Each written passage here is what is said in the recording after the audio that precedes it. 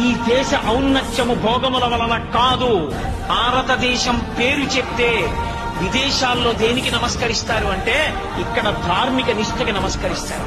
శరీరాన్ని కూడా లెక్క పెట్టకుండా తపస్సు చేసి తొడల కింద తేళ్లు జర్రిలు కొరికేస్తే రక్తం అట్టలు కట్టిన ఆత్మయందు నిలబడిన భగవాన్ రమణుల పేరు చెప్పినందుకు భారతదేశానికి నమస్కరిస్తారు.